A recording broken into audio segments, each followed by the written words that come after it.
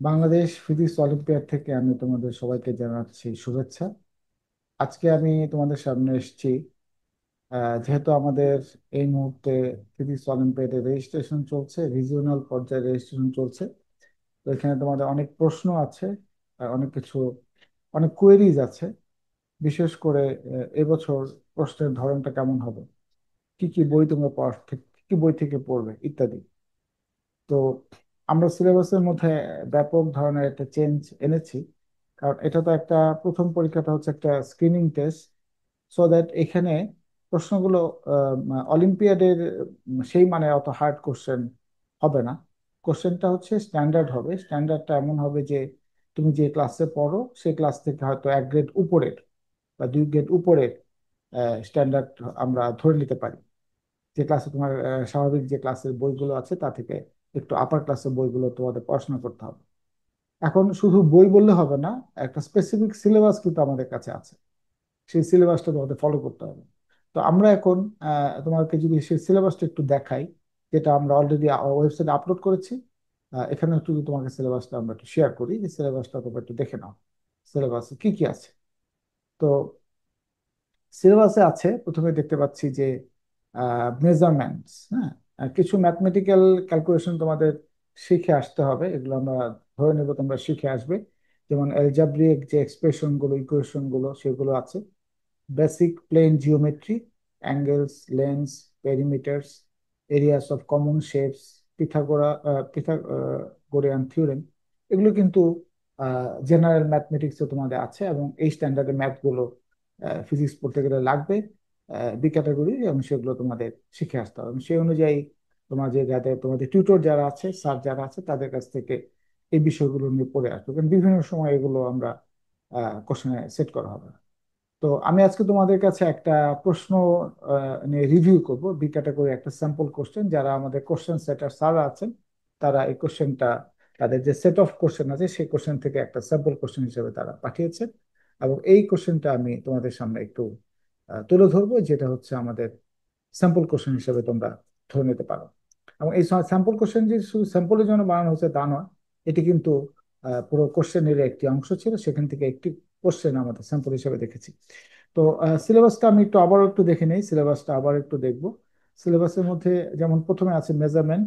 মেজারমেন্টের মধ্যে তোমরা হচ্ছে, তোমরা যে এই পার্টে অনেকগুলো জিনিস যদি না পড়ে থাকো, তোমাদের পড়ে ফেলতে হবে। তোমার বই হয়তো সবকিছু থাকবে না, কিন্তু পড়তে হবে। যেমন ধরো, মেজারমেন্টের যে ইউনিট গুলো আছে সেই ইউনিট গুলো, measurement of length, mass and time, কিভাবে মেজার করে সেগুলো তোমার জানতে হবে। কনভার্সন বিটুইন ইউনিটস, ইউনিট গুলোর মধ্যে বিভিন্ন ধরনের কনভার্সন আছে, যেমন সেন্টিমিটার থেকে মিটার, ঠিক আছে, তারপর হচ্ছে মিলিমিটার ইত্যাদি। এগুলো তোমাদের পড়তে হবে। তারপর এখানে যেটা আছে তোমার, রিডিংস ফ্রম অ্যান অ্যাপারেটাস। যেমন ধরো অ্যাপারেটাসের বিভিন্ন ধরনের অ্যাপারেটাস দিয়ে, যেমন ধরো মাইক্রোমিটার, স্ক্রু গ্যাজ হতে পারে, ভার্নিয়ার ক্যালিপার্স হতে পারে, মিটার রুল হতে পারে, টেপ হতে পারে। এগুলো দিয়ে কিভাবে মেজারমেন্ট করা হয়, সেই রিডিং গুলো কেমন হতে পারে, এই ফিগার গুলো যে দেখে তোমাদের বুঝতে হবে যে কোন ইনস্ট্রুমেন্টে মেজার করেছো। প্রিসিশন অফ মেজারমেন্ট, প্রিসিশন বলতে যেমন ধরো মাইক্রোমিটার, স্ক্রু গেজের যে প্রিসিশন আছে 0.01, ঠিক আছে। মিটার হলো প্রিসিশন হচ্ছে 1 মিলিমিটার। এগুলো কিন্তু স্পেসিফিক ভাবে তোমাদের করতে হবে। Significant figures of A measurement, এটা খুব একটা ভাইটাল জিনিসপত্র, যে সিগনিফিকেন্ট ফিগার, এটা একদম ছোট ক্লাস থেকে আপার ক্লাস পর্যন্ত জানা লাগে। এবং ফাইনাল অলিম্পিয়াডও আমরা দেখি যে অনেক স্টুডেন্ট ভুল করে। তো এই বেসিক আইডিয়াটা আমরা এই বি ক্যাটাগরি বা এ ক্যাটাগরি থেকে শেখাতে পারি। সো এটাও কিন্তু তোমাদের সিলেবাসের মধ্যে আছে। এরপর আমি যেটা বলতেছি সেটা হলো কাইনামেটিক্স। কাইনামেটিক্স হচ্ছে motion in one dimension, basic concept of the position, distance, displacement, speed and velocity, average speed and velocity and acceleration. এগুলো কিন্তু তোমাদের পড়তে হবে। Motion with constant acceleration, motion of a free falling body, graphical representations of displacement, velocity and acceleration versus time, relative motion in one dimension, হ্যাঁ। তারপর হচ্ছে relative motion, যে একটা একটা ভেলোসিটির সাথে একটা ভেলোসিটি ডিফারেন্স, এটা রিলেটিভ মোশন বলতে পারি। Graphical representation of periodic motion in one dimension, এটাও কিন্তু একটা ইম্পর্টেন্ট জিনিস, যে পিরিয়ডিক মোশন গুলো কিভাবে আমরা গ্রাফিক্যালি রিপ্রেজেন্ট করি ওয়ান ডাইমেনশনে, সেটা আমাদের জানতে হবে। এরপর আমাদের যেটা আছে মেকানিক্স এর মধ্যে আছে, যেটা হলো ডাইনামিক্স, যেটা সেটা হলো force, mass, Newton's law of motion, one ডাইমেনশনে, mathematical application of Newton second law of motion in Newton, সবগুলো লই পড়তে হবে এবং সেকেন্ড লটাও লাগবে। তারপর addition of the force along a line, একটা ফোর্সের সাথে আরেকটা ফোর্স কিভাবে তোমার ক্যান্সেল করে, একটা ফোর্সের সাথে আরেকটা ফোর্স কিভাবে অ্যাড করে, ঠিক আছে। তো এই ফোর্স, এগুলো মেকানিক্স এর পার্ট, এগুলো তোমাদের পড়তে হবে ধরে ধরে। বিভিন্ন রেফারেন্স বই থাকবে এবং এই বইগুলো থেকে এগুলো তোমাদের পড়াশোনা করতে হবে। এরপর আমাদের যেটা আছে সেটা হলো ম্যাথস অ্যান্ড ওয়েট। এটা কম্পারেটিভলি ইজি চ্যাপ্টার তোমাদের জন্য, বাট এখানে ম্যাথস, ওয়েট কিভাবে ক্যালকুলেশন করে, ডেন্সিটি কিভাবে ক্যালকুলেশন করা লাগে, সেক্ষেত্রে ম্যাথস, ওয়েট, ম্যাথস এবং ভলিউমে হেল্প নেওয়া লাগে। ডেন্সিটি যে অ্যাড করা যায় না, এই বিষয়গুলো কিন্তু তোমাদের পড়তে হবে। এরপর আমরা যাচ্ছি হচ্ছে ওয়ার্ক এন্ড এনার্জি। ওয়ার্ক এনার্জির মধ্যে দেখতে পাচ্ছ যে basic concept of work done by constant force, ঠিক আছে। কনস্ট্যান্ট ফোর্স দিয়ে কিভাবে আমরা বেসিক মানে ওয়ার্ক ডান কিভাবে করতে পারি সেটা তোমার তারপর হচ্ছে কাইনেটিক এনার্জি কিভাবে ক্যালকুলেশন করা হয়, at the same time potential এনার্জিও তো এর মধ্যে আছে। সব ধরনের এনার্জি নিয়ে তোমার পড়াশোনা করতে হবে। এরপর আমরা যেতে পারি লিকুইড। লিকুইডের মধ্যে যেটা আছে ফ্লুইড ফিজিক্স যেটা বলে, volume and pressure of a liquid, pressure and ভলিউমের রিলেশনশিপ গুলো কিভাবে আছে, pressure exerted by liquid at a certain depth কিভাবে, P equals to H rho G, depth বাড়লে কিভাবে প্রেশার বাড়ে সেটা পড়া। প্যাসকেলস ল, সিম্পল অ্যাপ্লিকেশন। প্যাসকেলের যে লটা আছে যে এক জায়গায় প্রেশার দিলে সে সব জায়গায় ইকুয়ালি প্রেশার ট্রান্সফার হয়ে যায়, সেই কনসেপ্টটা উপর বিভিন্ন রকম প্রশ্ন তোমাদের আসতে পারে। তো ফ্লুইড ফিজিক্সটা গ্র্যাজুয়ালি বিভিন্ন পার্ট সিলেবাসে দেওয়া হয়েছে, ছোট ক্লাস থেকে অল্প অল্প করে আপার ক্লাসে ফ্লুইড ফিজিক্স আছে, এবং সেটা কিন্তু ফাইনাল ইন্টারন্যাশনাল অলিম্পিয়াডেও কিন্তু এই ফ্লুইড ফিজিক্স থেকে প্রচুর প্রশ্ন আসে। সো এটা আমাদের একটা important chapter. Heat and temperature, হিটের এবং টেম্পারেচারের যে বিভিন্ন রকম ধরন আছে সেটা, ফরমেশন গুলো, অ্যাট দ্য সেম টাইম আমাদের যে বিভিন্ন স্কেল গুলোর যে রিলেশনশিপ, ফারেনহাইট, সেলসিয়াস, কেলভিন, এগুলো আমাদের পড়তে হবে। Hit capacity, specific hit capacity, এই রিলেটেড যে অঙ্কগুলো আছে সেগুলো তোমাদের পড়ে ফেলতে হবে। মোডস অফ হিট ট্রান্সফার, এটা একটা important chapter, conduction, convection, radiation, এবং এইটা কিভাবে এক জায়গা থেকে যে হিট ট্রান্সফারের প্রসেস গুলো নিয়ে কথা বলা, এবং এটা তোমাদের করতে হবে। এই থার্মাল থেকে প্রশ্ন থাকবে। অপটিক্স, অপটিক্সে আমরা দেখেছি যে speed of light in vacuum, মানে লাইটের স্পিড নিয়ে তোমাদের প্রশ্ন থাকতে পারে। তারপর প্লেন মিররের যে বিভিন্ন রকম অ্যাপ্লিকেশন গুলো সেগুলো নিয়েও তোমাদের পড়াশোনা করতে হবে। রিফ্লেকশনটাকে এখানে অপটিক্সের মধ্যে মূলত আমরা যেটা আহ, সেটা হচ্ছে রিফ্লেকশনটা বেশি ফোকাস করা হয়েছে এখানে। এখানে রিফ্র্যাকশনটা শুধু এখানে আমরা খুব বেশি এখানে গুরুত্ব দেওয়া হয়নি। এখানে রিফ্লেকশনটা গুরুত্ব, মানে এই অলিম্পিয়াডের সিলেবাসটা করা হয়েছে এমন ভাবে যে একেবারে এ থেকে ডি ক্যাটাগরি, ডি ক্যাটাগরি মানে তো আসলে সবই পড়া লাগে, কোনো কিছু বাদ নেই, standard is very high. But এই ক্যাটাগরিতে আমরা দেখি যে বেসিক বেসিক জিনিসগুলো যেগুলো তোমার বইয়ের বাইরেও থেকে কিছু পড়তে হবে, আইটেমগুলো, এটার জন্য তুমি যে বইগুলোতে এই ভ্যালুগুলো আছে, এই ইনফরমেশন গুলো আছে, সেই বইগুলো তোমরা কালেক্ট করে নিয়ে তোমরা পড়বা, কারণ এটার জন্য তোমার হাই থটের কোনো বইয়ের প্রয়োজন নেই। তোমাদের এই ন্যাশনাল কারিকুলাম বা ইংলিশ মিডিয়ামে যা পড়াশোনা করো তাদের যে বইগুলো আছে, এই বইগুলোতে এই টপিক গুলোর উপর আছে, বা এগুলোর উপর তুমি অনলাইনেও সার্চ দিলে আইটেম গুলো পেয়ে যেতে পারো। তো ওই টপিক ধরে ধরে তুমি পড়লে তোমার প্রিপারেশনটা আশা করি ভালো হবে। আর এই প্রত্যেকটা আইটেমেই তোমরা যে দেখতে পাচ্ছ, প্রত্যেকটা আইটেমেই তোমার প্রত্যেকটা যে আইটেম, এই আইটেম থেকে প্রশ্ন দেওয়ার চেষ্টা করা হয়, কারণ বিভিন্ন আমাদের সেটের কোশ্চেন আছে, এবং এই ধরো যে এই মেজারমেন্ট থেকে কোনো স্যার হয়তো একটা কোশ্চেন দেবেন, কোনো দুইটা দেবেন, এমন কোনো বাধা ধরার নিয়ম নেই যে মেজারমেন্ট থেকে একটা কোশ্চেন থাকবে বা দুইটা থাকবে, বা মেকানিক্স থেকে যে দুইটা কোশ্চেন, এরকম নয়। বাট এখানে আমাদের এবারের কোশ্চেনের ধরনটা হচ্ছে 20টা এমসিকিউ থাকার সম্ভাবনা আছে, 20টা এমসিকিউ, এবং 20টা এমসিকিউ থেকেই তোমার হচ্ছে কিছু কোশ্চেন থাকবে খুবই সহজ, তোমরা সবাই মোটামুটি পারবা প্রিপারেশন যা নিচ্ছ, আর কিছু কোশ্চেন একটু অ্যাডভান্স থাকবে যেটার মাধ্যমে আসলে এই কম্পিটিশনটা তৈরি করা হয়। তো এবার আমরা ইয়েতে যাব, আমরা যাব এবার একটা স্যাম্পল কোশ্চেন, সিলেবাসটা দেখলাম একটা স্যাম্পল কোশ্চেন। তো সেই স্যাম্পল কোশ্চেনে যাব, বিফোর দ্যাট আমরা স্ক্রিনটা একটু বড় করো, স্ক্রিনটা, হ্যাঁ স্ক্রিনটা আমরা একটু দেখি, হ্যাঁ। তো যাই হোক, এখানে আমরা আহ, যদি দেখতে যাই, ওকে, যে আহ, এখানে আমরা যেটা করব সেটা হলো, যদি দেখি, আহ, তো তোমার কোশ্চেনের ধরন যদি দেখি, তাহলে আমরা ফার্স্ট পার্টটা যদি দেখি, দেখো ফার্স্ট পার্টের মেজারমেন্টে কি কোশ্চেনটা দেওয়া হয়েছে? মেজারমেন্টে দেওয়া হচ্ছে, if A measurement reads 3.50 plus minus 0.02, the precision is, যদি কোনো পরিমাপের মান হয় 3.50 প্লাস মাইনাস 0.02 সেন্টিমিটার, তবে প্রিসিশন, প্রিসিশন মানে হচ্ছে, এটা বাংলায় আমরা বলছি নিখুঁততা, নিখুঁততা, কতটুকু নিখুঁত আর কি। তো তোমাদের বাংলা ইংলিশ দুটো ফর্মে থাকবে, যার যেই শব্দটা যেভাবে পছন্দ হয় সেভাবে তোমরা চুজ করে নিতে পারবা। মিলি, মাইক্রো, ন্যানো, এটা আমার মেজারমেন্টের একটা পার্ট। আর সেটা গেল। তারপর হচ্ছে আমাদের সিগনিফিকেন্ট ফিগার নিয়ে, যেমন এখানে সংখ্যাগুলো কত সিগনিফিকেন্ট ফিগার, সেটা আশা করি তোমাদের স্যাররা তোমাদের শিখিয়ে দেবেন যে এই কিভাবে সিগনিফিকেন্ট ফিগার গুলো ভ্যালু করা হয়, কিভাবে ক্যালকুলেশন করা হয়, কিভাবে হিসাব করা হয়। যেমন ধরো এখানে তিনটা 3SF, থ্রি সিগনিফিকেন্ট ফিগার কোনটা আছে সেখানে, এটা বের করতে হবে যে এখানে কোনটা। আহ, ঠিক আছে, এরকম ভাবে আমাদের সিগনিফিকেন্ট ফিগার গুলো আমাদের শিখে নিতে হবে, যাতে আমরা বুঝতে পারি যে কোনটা কি। আচ্ছা, তারপরে আমাদের দেখো এখানে রাউন্ডিং করা, যেমন এখানে when rounding of A number which rule is applied for significant figure, rounding করার সময় আমাদের সিগনিফিকেন্ট ফিগারের কোন রুলটা অ্যাপ্লাই করি।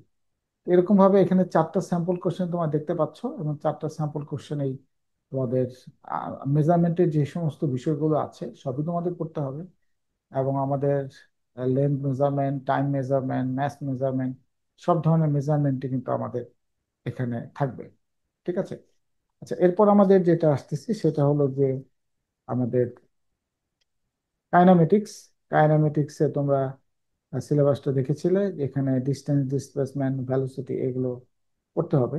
তারপরে এখানে আমরা কিছু স্যাম্পল কোশ্চেন দিয়েছি, যেমন ধরো ভিটি গ্রাফ, ভ্যালোসিটি টাইম গ্রাফ। আর ভ্যালোসিটি টাইম গ্রাফের যদি এরিয়াটা নেওয়া হয় তাহলে আমরা পাই ডিসপ্লেসমেন্ট। এরকম ভাবে তোমার অ্যাক্সেলারেশন টাইম গ্রাফ হতে পারে, ডিসপ্লেসমেন্ট টাইম গ্রাফ হতে পারে। এগুলো হচ্ছে আমরা যদিও এগুলো আমরা বইগুলোতে যদি আমরা ঘেটে দেখি, তাহলে এগুলো ক্লাস 7, 8 এই ক্লাসের বইগুলোতে এই কোশ্চেনগুলো পাওয়া যায়। আর যেহেতু অলিম্পিয়াডের কোশ্চেন, সো তোমাদের এই ক্যাটাগরিতে কিন্তু এগুলো পড়তে হবে, জানতে হবে, এবং বেসিক জিনিসগুলো শিখে নিতে হবে। এরপর আমরা যেটা যাচ্ছি সেটা হলো যে রিলেটিভ মোশন। রিলেটিভ মোশন নিয়ে আমি বলেছিলাম যে একটা ভ্যালোসিটির সাথে আরেকটা ভ্যালোসিটির যে ডিফারেন্স, সেটা রিলেটিভ ভ্যালোসিটি। এবং সেই রিলেটিভ ভ্যালোসিটি গুলো কিন্তু আমরা এখানে এই রিলেশন গুলো দেওয়া হয়েছে, খুবই বেসিক জিনিস এগুলো। আমার মনে হয় যারা একটু বইগুলো পড়বে তারা পারবে। তবে 8 নম্বর কোশ্চেনটা যদি দেখি, when a body is thrown vertically upwards at the highest point, যদি কোনো বস্তুকে উল্লম্ব ভাবে উপরের দিকে সর্বোচ্চ বিন্দু নিক্ষেপ করা হয় তখন কি হয়, তখন হাইস্ট পয়েন্টে গিয়ে ভেলোসিটি কি হবে, অ্যাক্সেলারেশন কি হবে, এগুলো কিন্তু একটা আইডিয়া। এগুলো আমরা 7, 8, 9 ক্লাসগুলোতে আমরা পাই। বাট এগুলো কিন্তু যে চাইলে আমাদের ক্লাস 5, 6 বাচ্চারা যারা অলরেডি এই ফিজিক্স পড়ছে তারা কিন্তু এই জিনিসগুলো শিখে নিতে পারবে, এবং এটাই তো কম্পিটিশন, একটু স্ট্যান্ডার্ড এইদিকে হবে। আচ্ছা, if acceleration is double for body, the force, যদি একটি বস্তুতে ত্বরণ দ্বিগুণ হয় তাহলে বল কি হবে? তাহলে আমরা বলতে পারি যে এক্ষেত্রে তোমার অ্যাক্সিলারেশন যদি ডাবল হয় তাহলে ফোর্স কেমন হবে। তাহলে ফোর্সের সাথে যে অ্যাক্সিলারেশন সম্পর্ক সেটা তোমরা জানো, সেটা দেখে তুমি বলতে পারবা যে ফোর্স যদি অ্যাক্সিলারেশন যদি ডাবল হয় তাহলে ফোর্স কি হবে সেটা বুঝতে পারা।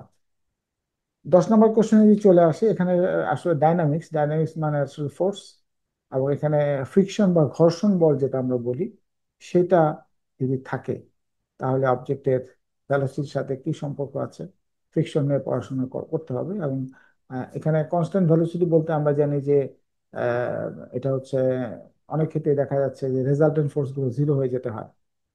তো সেক্ষেত্রে তোমার ফরওয়ার্ড ফোর্স, ব্যাকওয়ার্ড ফোর্স, ঠিক আছে, আপওয়ার্ড ফোর্স, ডাউনওয়ার্ড ফোর্স ইত্যাদি ফোর্স গুলো যখন একটা এটাকে ক্যান্সেল করে দেয় তখনই কিন্তু কনস্ট্যান্ট ভেলোসিটি হয়।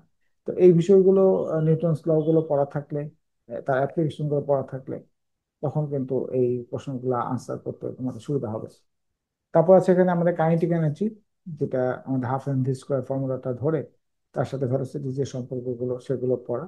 তো এগুলো কিন্তু আসলে আহ, ওই টপিকগুলো যদি একটু পড়ো, এবং সাথে ফর্মুলা গুলো প্র্যাকটিস করো, কনসেপ্টটা যদি ক্লিয়ার থাকে তাহলে কিন্তু তোমরা প্রশ্ন আনসার করতে পারবে।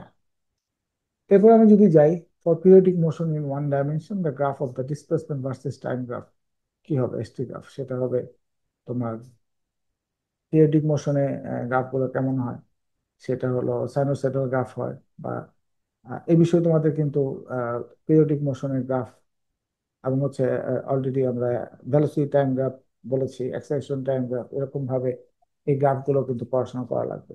সিম্পল হারমোনিক মোশনে গ্রাফগুলোর তোমার কেমন হবে এগুলো নিয়ে পড়াশোনা। তারপর এখানে আরেকটা জিনিস আসছে 14 নম্বর কোশ্চেনে দেখতে পাচ্ছি, সেটা কিন্তু আমাদের ম্যাসওয়ের ডেন্সিটিতে যেটা দেখতে পাচ্ছি ডেন্সিটি, ঠিক আছে। তো এখন specific gravity, if the specific gravity of the mercury, ঠিক আছে, ইজ 13.6, ইজ ডেন্সিটি ইজ, তাহলে এই যে আপেক্ষিক গুরুত্ব তার সাথে ডেন্সিটি যে সম্পর্ক আছে, ডেন্সিটি এন্ড আপেক্ষিক গুরুত্ব এগুলো তোমাদের বইগুলোতে আছে, উপর ক্লাসের বইগুলোতে আছে, সেগুলো কিন্তু তোমাদের পড়তে হবে। কারণ এখানে বিশেষ করে ডেন্সিটি ক্যালকুলেশন গুলো মিক্সচার, একটা দুটো দুইটা অবজেক্টিভ মিক্সচার করা হয়, তাহলে তাদের ডেন্সিটি কেমন হতে পারে সেই ক্যালকুলেশন গুলো কিন্তু এখানে চলে আসছে।